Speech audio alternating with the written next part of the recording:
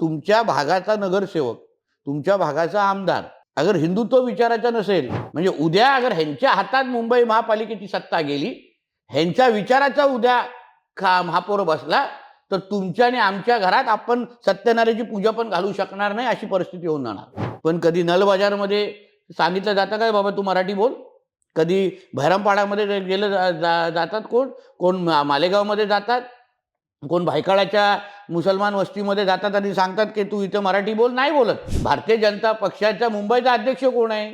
अमित साटम आहे. मुख्यमंत्री कोण आहे? देवेंद्र फडणवीस साहेब आहेत. म्हणून आम्हाला तुम्ही मराठीचे आम्हाला सर्टिफिकेट देऊ नका. आम्ही हिंदू म्हणून अगर आम्ही इथे जगूच शकलो नाही, हिंदू म्हणून आम्ही आमच्या मिरवणुकात काढू शकलो नाही, हिंदू म्हणून आम्ही आमच्या सिद्धिविनायककडे जाऊ शकलो नाही, हिंदू म्हणून मी साधं जय श्रीराम म्हणू शकलो नाही, हिंदू म्हणून आम्ही साधं आय लव महादेवचा बॅनर लावू शकलो नाही, तर मग आमच्या अस्तित्वावर प्रश्नचिन्ह येणार. की ही निवडणूक उमेदवार हा महत्त्वाचा नाही, पण महायुतीचा प्रत्येक उमेदवार हा हिंदुत्वाचा शिपाई आहे. त्याला मत म्हणजे तुमच्या अस्तित्वाला मत, त्याला मत म्हणजे हिंदू समाजाच्या भविष्याला मत. मुंबईत मुंबई महानगरपालिकेच्या अनुषंगाने आता सर्वच राजकीय पक्षांनी आपल्या उमेदवारी जाहीर केलेल्या आहेत. एबी फॉर्मचं वाटप झालेलं आहे. आज अर्ज दाखल करण्याचा शेवटचा दिवस होता. उमेदवारी तर निश्चित झाली, मात्र आता पालिकेच्या अनुषंगाने विविध मुद्दे चर्चेत येत आहे. मग ते ठाकरेंचं असेल, मराठी अमराठीवाद, तर बीजेपीचं आहे हिंदुत्व आणि विकास. याच सगळ्या विषयांवर आपल्याशी बोलण्यासाठी आज भाजपचे आमदार आणि मंत्री नितेश राणे आहेत. त्यांच्याशी आपण संवाद साधणार आहोत आणि विविध विषयांवर चर्चा करणार आहोत. सर नमस्कार, महाएमटीव्ही मध्ये तुमचं खूप खूप स्वागत. सर, पहिलाच मुद्दा की ठाकरेंकडून सांगितलं जातंय, वाद केला जातोय, मराठी अमराठीचा मुद्दा उचलला जातोय, तर आपल्या माध्यमातून या मुद्द्याला काउंटर करण्यासाठी हिंदुत्व हा विषय रेटला जातोय. काय नेमकं सुरू आहे आणि आपलं हिंदुत्व कसं नेमकं आपण नागरिकांसमोर घेऊन जाणार आहोत? एक पहिलं तुम्ही समजून घ्या, हिंदुत्व हा इलेक्शनचा मुद्दा नाही. हिंदुत्व हे आमचं अस्तित्व आहे आणि इलेक्शनमध्ये मतदान मिळावं म्हणून आम्ही हिंदुत्व हा विषय काढतो असं मुळीच नाही. आमची ओळख हिंदुत्व आहे, आमचं अस्तित्व हे हिंदुत्व आहे. आज तुम्ही जसं सुरुवातीला बोलात मंत्री आमदार, ही माझी तात्पुरती ओळख आहे. म्हणजे माझी मूळ आणि कायमस्वरूपी किंवा माझी शेवटच्या श्वासापर्यंतची ओळख काय आहे की मी हिंदू आहे. आणि हिंदू म्हणून अगर आम्ही ह्या निवडणुकीकडे आपल्या अस्तित्वाच्या दृष्टिकोनातून, आपल्या सुरक्षेच्या दृष्टिकोनातून आणि ज्या काही गोष्टी मुंबईमध्ये सुरू आहे, आपण पण रिपोर्टर आहात, आपण पण सिनियर जर्नलिस्ट आहात, आपण पण पाहत आहे, मुंबई आता पहिल्यासारखी राहिलेली नाही आहे. मुंबईमध्ये असे काही भाग तयार झालेले आहेत गायत्रीजी, इथे उभं राहिल्यावर आपल्याला वाटतं आपण कराचीमध्ये उभे आहात. उभं राहिल्याला असं वाटतं की कुठेतरी तुम्ही इस्लामाबादच्या कुठल्या तरी शहरामध्ये उभे आहात. आता हे जे काही प्रयत्न सुरू आहेत, हे अगर योग्य वेळी आपण थांबवले नाही, योग्य वेळी आपण ओळखलं नाहीत आणि आपल्या अस्तित्वासाठी अगर आपण एकत्र आलो नाही, तर उद्या हातातून निघून गेल्यानंतर तुम्ही कितीही बोंबा मारा, तुमच्या भागाचा नगरसेवक, तुमच्या भागाचा आमदार अगर हिंदुत्व विचाराचा नसेल, तर तुम्ही तुमचे सणासुदी तुम्ही साजरे करू शकता का? तुमच्या वॉर्डमध्ये असलेली मंदिरं ती तशी राहतील का? तुम्ही काही वर्षापासून घडलेल्या घटना बघा, कुठलाही असा एक हिंदू सण गेलेला नाही जिथे तुम्हीही तरुण भारत म्हणून माहिती दिलेली आहे की असं कुठलाही हिंदू सण नाही जिथे जिहादी मानसिकतेच्या मुसलमानांनी तिथे दगडी मारलेली नाहीत. कधी आमच्या देवीच्या मूर्तीची विटंबना होते, कधी आमच्या गणेश चतुर्थीच्या विसर्जनावर किंवा मिरवणुकीवर चपला मारल्या जातात, कधी हनुमान जयंतीच्या मिरवणुकीवर मालवणीमधून मस्जिदीवरून चपला मारल्या जातात, दगडी मारले जातात. या सगळ्या गोष्टी झालेल्या आहेत, काल्पनिक नाही आहेत. आणि म्हणून एक हिंदू म्हणून ह्या निवडणुकीकडे पाहणं, कारण की उद्या ज्यांना आपण आपलं नेतृत्व करण्यासाठी आपण अधिकार देणार आहोत, तेच अगर आपल्या विचाराचे नसतील, तर उद्या ते निवडून आल्यानंतर आपला धर्मच वाढवण्याचा प्रयत्न करणार आहे. तुम्ही आज अबू आझमीच्या मतदारसंघामध्ये जावा, आज तुम्ही भिवंडी मतदारसंघामध्ये जावा, आज तुम्ही अस्लम शेखच्या मतदारसंघामध्ये जावा, तुम्हाला जिथे ह्यांचे उमेदवार निवडून आलेले आहेत तिथे ह्यांनी त्यांच्या त्या भागामध्ये हिंदू समाजाला राहणंच अवघड करून टाकलेलं आहे. त्यांचं अस्तित्वच मिटवण्याचा प्रयत्न केलेला आहे. आणि म्हणून ह्या सगळ्याच्या दृष्टिकोनातून मराठी आणि अमराठी मुद्दा हा कुठे काढला जातो? फक्त हिंदू समाज, गरीब कुठे हिंदू असेल त्यालाच कानफडीत मारली जाते, त्यालाच ताकद दाखवली जाते. पण कधी नल बाजारमध्ये सांगितलं जातं काय बाबा तू मराठी बोल? कधी भैरमपाडामध्ये जातात कोण मालेगावमध्ये जातात, कोण भायखळ्याच्या मुसलमान वस्तीमध्ये जातात आणि सांगतात की तू इथं मराठी बोल? नाही बोलत, आणि ते बोलणार पण नाही. आणि म्हणून ही जी काय हिंदू समाजामध्ये हिंदू समाजाला विभाजनाचे जो काय कार्यक्रम आहे ना, तो आम्ही हिंदुत्वाच्या ह्या मुद्द्यामुळे होऊन देणार नाही. आम्ही हिंदू आहोत, हिंदू म्हणून आम्ही मुंबईचा महापौर निवडण्याचा आम्हाला अधिकार आहे. आणि मग तो कोणी असो, कोणी असो, आणि मुंबईचा महापौर हा मराठीच असणार. त्याच्यामध्ये चर्चेचा कुठे विषय आहे? भारतीय जनता पक्षाचा मुंबईचा अध्यक्ष कोण आहे? अमित साटम आहे. मुख्यमंत्री कोण आहे? देवेंद्र फडणवीस साहेब आहेत. म्हणून आम्हाला तुम्ही आम्हाला सर्टिफिकेट देऊ नका. आम्ही अस्सल हिंदू आहोत. आणि जो हिंदुत्वाचा विचाराचा सहकारी असेल, जो हिंदुत्वादी कडवट हिंदू असेल ना, त्यालाच आम्ही त्या खुर्चीवर बसवण्यासाठी लोकांना विनंती करणार आहे. सर, तुम्ही बोललात की आपण असे काही पॉकेट्स बघतो की जिथे मोठ्या संख्येने अल्पसंख्याक जे विशिष्ट आहेत ते गट तयार होत आहेत. जेव्हा झोपडपट्टी पुनर्विकास प्रकल्प हाती घेतले जातात त्यावेळेस पहिल्यांदा विरोध करणारा मुंबईमध्ये ठाकरे गट असतो. धारावी पुनर्विकास पण आपण बघतो आहेत की लोकांची दिशाभूल केली जाते. स्पेसिफिक एखाद्या ग्रुपचं नाव घेतलं जातं आणि त्यांना प्रकल्प देऊन तुम्ही त्यांना विरोध करा असं सांगितलं जातं. हा विरोध मुंबईकरांनी कधीपर्यंत सहन करायचा आणि आपण हे मुद्दे घेऊन जनतेत जाणार आहात का? गायत्रीजी, एक तुम्ही कधीतरी विचार करा, तुम्ही अभ्यासू पत्रकार आहात. मुंबईचा मराठीचा टक्का पहिला किती होता आणि आता किती आहे? कमी झालेला आहे. नुकताच टीसचा अहवाल पण आलेला. मराठीचा टक्का किती आहे? कमी झालेला आहे. त्याच तुलनेने मुस्लिम समाजाचा टक्का किती आहे? तो 30% वाढलेला आहे. टीस काय हलकी फुलकी एजन्सी नाही, टाटाचे अंतर्गत काम करणारी एजन्सी आहे. त्याची तर 100% विश्वासार्हता आहे. एका बाजूला ठाकरेंच्या कारकिर्दीमध्ये मराठीचा टक्का कमी होतोय. मराठी माणसांसाठी लढणारी एक ज्वलंत हिंदुत्व संघटना म्हणजे शिवसेना, बरोबर? त्याच निमित्ताने बाळासाहेब ठाकरेंनी ती स्थापन केली. मग बाळासाहेबांच्या प्रवासाच्या नंतर हे जे काय त्यांची दुसरी पिढी आलेली आहे, त्यांच्या कारकिर्दीमध्ये कुठल्या पद्धतीने मराठीची संख्या कमी झाली आहे? आणि मग ही वाढलेली 30%नी वाढलेली रोहिंग्या आणि बांगलादेशी मुसलमानांची संख्या ही कोणामुळे आहे? मग कोणाकडे अधिकार मुंबई महापालिकेचे होते? आता प्रशासक तर आत्ता बसलाय, वर्ष दीड 2-4 वर्षामध्ये. पण अगोदर तो 30-35 वर्ष तर तुमचीच सत्ता होती ना. तुम्हीच लोकांना पाण्याचे कनेक्शन द्यायचा, तुम्हीच लोकांना झोपड्या बांधून द्यायच्या, तुम्हीच लोकांना आधार कार्ड पासून सगळे काढून द्यायच्या, प्रॉपर्टी कार्ड पासून तुम्हीच काढून द्यायचे. मुंबईमध्ये ह्यांची संख्या वाढण्याचं प्रमुख कारण ह्या लोकांची ही पूर्ण जी BMCची सत्ता आहे. एका बाजूला रोहिंग्या आणि बांगलादेशी मुसलमान 30%नी वाढवायची, आणि दुसऱ्या बाजूला आमचा मुंबईतला मराठी माणूस जो खरं म्हटलं तर तो 30%नी वाढला पाहिजे होता. पण तो गेलाय वसई, विरार, नालासोपारा, कल्याण, डोंबिवलीमध्ये. आणि इथे 30%नी वाढणारे कोण आहेत? हे गोल टोपी दाढीवाले, जे कधीच आपले होणार नाही. ह्यांना दूध पाजलं तर ज्या देशांनी, ज्या राज्यांनी, गायत्रीजी, ह्यांना दूध पाजलंय ना, उद्या तिने त्याच लोकांना हे लोकांनी गिळलेलं आहे. सर, एवढा मोठा इतिहास असताना देखील अशा पद्धतीने लांगुलचालन करणं किंवा त्याला बढावा देणं हे मुंबईच्या दृष्टीने कसं धोकादायक आहे? हे कारण समजून घ्या की आमच्या हिंदू समाजाला तो विशेष समजला पाहिजे.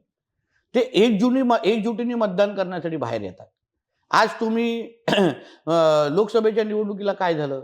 ते लोकांनी एकजुटीने, आता उदाहरण ईशान्य मुंबई जो मतदारसंघ आहे त्याच्यामध्ये सगळीकडे आमच्या भारतीय जनता पक्षाने NDAच्या उमेदवाराला प्लस होतं. फक्त मानकुड शिवाजीनगरमध्ये त्यांनी अशी काय लीड ह्यांच्या महाविकास आघाडीच्या इंडिया अलायन्सवाल्यांनी घेतली, आमचा उमेदवारच पडला. ही ताकद हिंदू समाजाने ओळखली पाहिजे. आपण संख्येने जास्त आहोत, फक्त आपण एकजुटीने मतदान करत नाही. आपण एकजुटीने मतदानाच्या दिवशी बाहेर येत नाही. आणि त्याच्यानंतर ज्या मिरवणुका निघाल्या ना, मी तुम्हाला विनंती करतो तुमच्या चॅनलवर चालवा. तेव्हा त्यांनी निवडणुकीपर्यंत हे लोक काहीच बोलले नाहीत, गप्प बसले. फक्त जाऊन मतदानाच्या दिवशी मोठ्या संख्येने फतवा निघाले आणि ह्यांनी मतदान केलं. आणि जर निवडून आल्यानंतर सर तनसे जुदा, पाकिस्तान जिंदाबाद, हिरवे गुलाल सगळे उडून मंदिरांच्या समोर आपण उभं राहून आम्हाला चिडवलेलं आहे हिंदू समाजाला. म्हणजे उद्या अगर ह्यांच्या हातात मुंबई महापालिकेची सत्ता गेली, ह्यांच्या विचाराचा उद्या महापौर बसला, तर तुमच्या आणि आमच्या घरात आपण सत्यनारायणाची पूजा पण घालू शकणार नाही, अशी परिस्थिती होऊन जाणार. सर, तुम्ही ज्यावेळेस मंत्रिपदाचा पदभार स्वीकारला त्यावेळेस पहिलं काम केलं की आपली सगळी सागरी किनारपट्टी जी आहे ती सुरक्षित करण्याचं काम केलं. त्या सगळ्या भागांमध्ये ड्रोन इन्स्टॉल्स केले.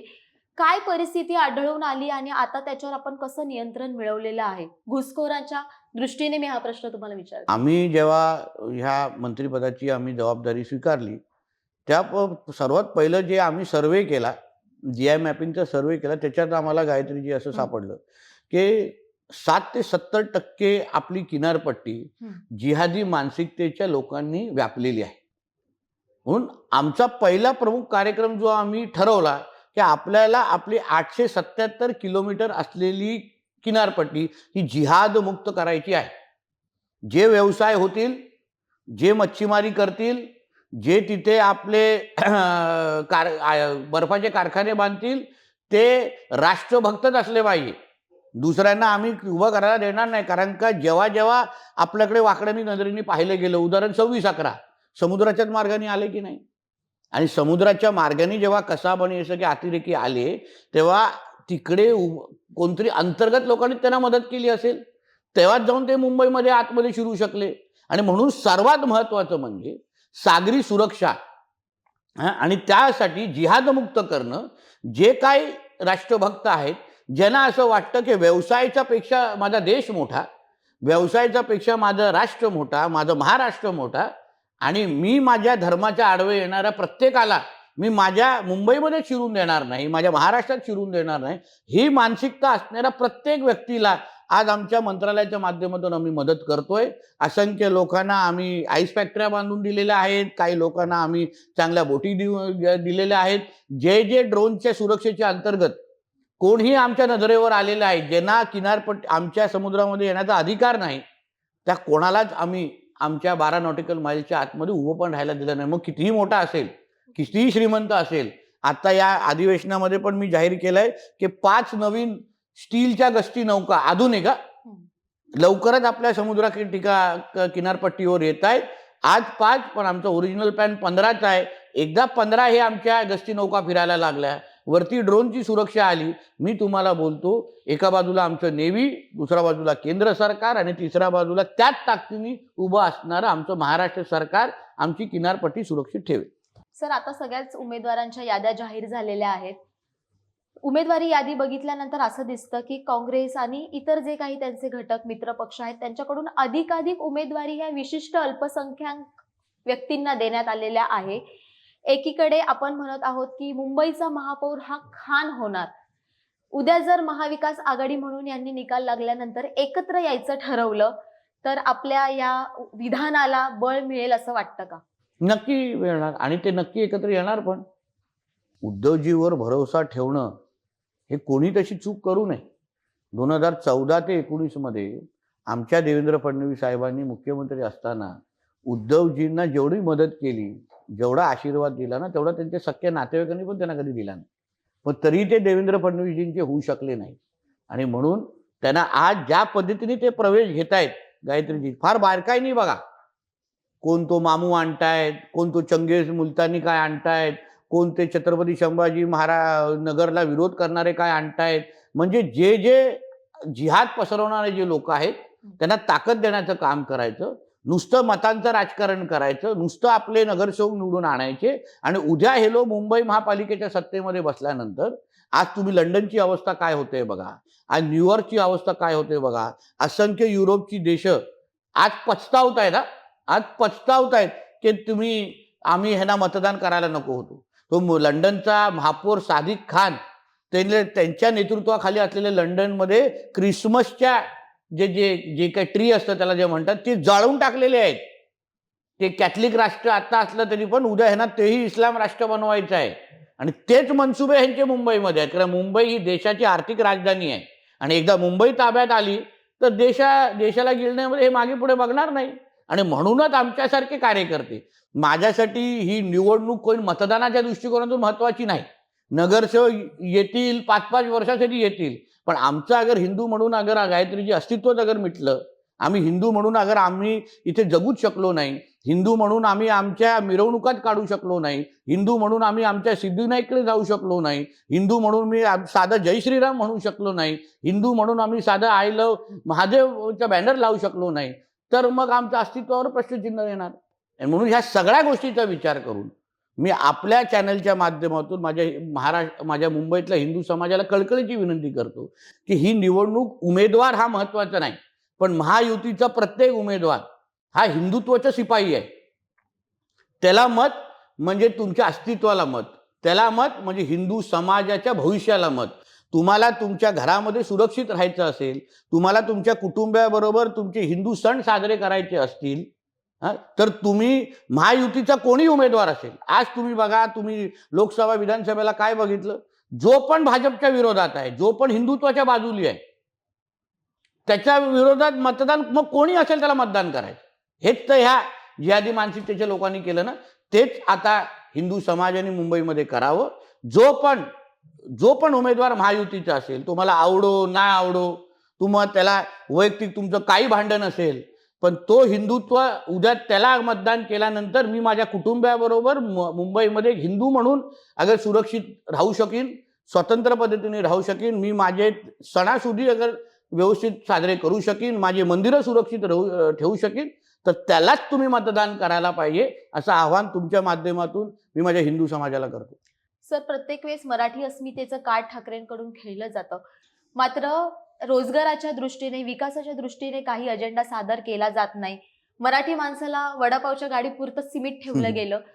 आपलं सरकार जर आलं किंवा आपली सत्ता जर महानगरपालिकेवर आली तर आपलं विजन नेमकं काय असणार आहे? बघा, एक सरळ सोपं आहे. विजन मांडण्यासाठी आमचे देवेंद्र फडणवीसजी सक्षम आहेत, विजन मांडण्यासाठी आमचे अमित साटमजी सक्षम आहेत. पण एक लक्षात घ्या की विजन पूर्ण करण्यासाठी, मांडलेलं विजन पूर्ण होतं आहे की नाही हे बघण्यासाठी तुम्ही हिंदू म्हणून जिवंत तरी पाहिजे. तुम्हाला उद्या आम्ही अगर मेट्रो बांधल्याचं इकडे देवेंद्रजींनी, त्या मेट्रोमध्ये फिरण्यासाठी तुम्ही हिंदू म्हणून तरी तुम्ही जिवंत असलं पाहिजे, तुमचं अस्तित्व असलं पाहिजे. उद्या जे काही कोस्टल रोड बांधलेला आहे, त्या कोस्टल रोडमध्ये आपल्या कुटुंबाबरोबर इथून ते महालक्ष्मी जायसाठी, इथून ते बँड्रापर्यंत जायसाठी तुम्ही हिंदू म्हणून तुम्ही जिवंत तरी असला पाहिजे. तर त्या दृष्टिकोनातून ही निवडणूक अतिशय महत्त्वाची आहे. विकास तर होणारच, विजन तर पूर्ण होणारच, कारण देवेंद्रजींच्याच माध्यमातून 2014 ते 19चा प्रवास बघा आणि ह्या 2.5 वर्षाचा प्रवास बघा. प्रत्येक स्वप्न मुंबईकरांनी जे पाहिलेलं आहे, मुंबईला आंतरराष्ट्रीय शहर बनवण्याच्या दृष्टिकोन, ते सगळं पूर्ण करण्याची क्षमता आमच्या नेतृत्वाकडे आहे. आम्हाला दुसऱ्याकडे जायची गरजच नाही. पण त्या अगोदर हिंदू म्हणून तुम्ही जगला पाहिजे, हा विचार करून कुठलंही विजन, कुठल्याही विकासाकडे बघितलं पाहिजे. सर, या मुलाखतीच्या शेवटी तुमच्याकडे मत्स्य व्यवसाय आणि बंदरे विकास हे खूप मोठं खातं आहे. मुंबई म्हटलं की कोळी बांधव आणि कोळी महिलांचा एक मासळी व्यवसाय. आपण आपल्या माध्यमातून बऱ्याच मासळी बाजारांचा विकास करण्याचं एक विजन आखलेलं आहे. त्याचबरोबर मुंबईत आगामी काळात वॉटर टॅक्सीचं जाळं एक विस्तारणार आहे. तर हे नेमकं कसं असेल आणि मुंबईतले मासळी बाजार टिकावेत, त्यांचा विकास व्हावा, यासाठीचं आपलं विजन नेमकं काय? या पूर्ण प्रश्नामध्ये मुंबईचे मासळी बाजार टिकावेत हा माझ्यासाठी महत्त्व आहे. कारण की आजची जी परिस्थिती गायत्रीची अशी आहे की मुंबईमधले ज्या मासळी बाजार आहेत ते हळूहळू आमच्या कोळी बांधवांकडून फसवणूक करून काढले जात आहेत. नाव असतं आमच्या कोळी बांधवाचं, बसलेला मासे विकणारा कोण अब्दुल किंवा खान किंवा असा असतो. त्यावर आम्ही फार बारीकाईने लक्ष ठेवतोय. आम्ही मरोळला एक फार मोठं फिश मार्केट मुंबईसाठी बांधतोय. त्याच्यामध्ये कोळी भवन पण आहे, त्याच्यामध्ये विविध सुविधा मच्छीमारांसाठी आहे.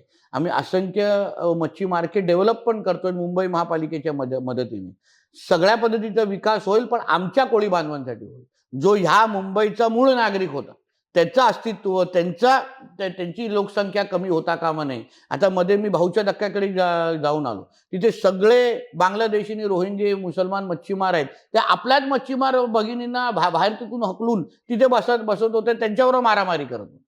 तुम्ही क्रॉफर्ड मार्केटच्या इकडच्या मच्छी मार्केटकडे जावा, तिथे तीच परिस्थिती आमच्या कोळी बांधवांवर येत होती. तुम्ही अन्य कुठेतरी जावा, तीच मालाडच्या, मालवणीच्या इकडचे कोळी मार्केट, इथे मच्छीमार मार्केट आहे, तिथे पण आमच्या कोळी बांधवांना हकलवण्याचं काम हे जिहादी मानसिकतेचे लोक करत होते. तर ह्या सगळ्या गोष्टी नजरेसमोर ठेवून मच्छीमारांचा विकास, कोळीवाड्यांचा विकास हे आदरणीय देवेंद्र फडणवीस साहेबांच्या नेतृत्वाखाली नक्कीच होणार.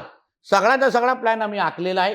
प्रत्येक मच्छीमार बांधवाचं दरडोई उत्पन्न वाढवायचं कसं, प्रत्येक मच्छीमार बांधवाला चांगल्या साधन समृद्धी द्यायची कशी, त्यांना अजून फॅसिलिटीज कशा द्यायच्या, सगळी तयारी आमच्याकडे आहे. त्याच्यासाठी निधीची पण तरतूद आहे. त्यासाठी आम्ही सगळ्या गोष्टी करतो पण आहे. आता आमचे तारापूर एक्वेरियम जे तुम्ही वर्षानुवर्ष बघताय, त्याचं एवढं सुंदर रिडेव्हलपमेंट प्लॅन मी तुम्हाला तयार करून देणार आहे ना, की मुंबईचा किमान 60% पर्यटन हे एकटं माझं ते अक्वेरियम खेचून तुम्हाला मी दाखवतो. एवढं आधुनिक वर्ल्ड क्लास म्हणजे असा एक्वेरियम तुम्ही दुबईला पण सापडणार नाही आणि तुम्हाला सिंगापूरला सापडणार नाही. फक्त आता काय सांगू शकत नाही. जेव्हा काय पूर्ण अधिकृत पत्रकार परिषद असेल तुम्हाला नक्की कळेल. म्हणून आम्ही विकासाच्या बाबतीमध्ये गायत्रीजी कुठेच कमी पडणार नाही. सगळ्याचे सगळा अभ्यास, क्षमता, निधी सगळं आहे आमच्याकडे. फक्त आम्हाला एवढीच इच्छा आहे की मुंबई महापालिकेवर आय लव्ह महादेव विचाराचा महापौर बसवावा आणि पुढचं विकासाचं काम या हिंदू राष्ट्राच्या मध्ये आम्हाला आमच्यासारख्या हिंदुत्ववादी कार्यकर्त्यावर मुंबईकरांनी सोपवावं आणि मग पुढचा सगळे जादू करण्यासाठी आम्ही तयार आहोत. निश्चितच मुंबई महानगरपालिका निवडणुकांसाठी तुम्हाला खूप खूप शुभेच्छा. धन्यवाद. आपण संवाद साधला आणि मुंबई महानगरपालिकेवर हिंदुत्ववादी विचारसरणीचा मराठी माणूसच महापौर असेल हे आपल्याला त्यांनी सांगितलेलं आहे. त्याचबरोबर हिंदुत्व प्लस विकासाचं व्हिजन नेमकं काय असणार आहे ते देखील या मुलाखतीच्या माध्यमातून नितेशजींनी आपल्याला सांगितलेलं आहे. ही संपूर्ण मुलाखत आवडली असल्यास नक्की शेअर करा. तुमची काही मतं असतील तर ती देखील आम्हाला कमेंट बॉक्समध्ये कळवा आणि महा MTV ला लाईक करा. ही मुलाखत अधिकाधिक शेअर करा. धन्यवाद.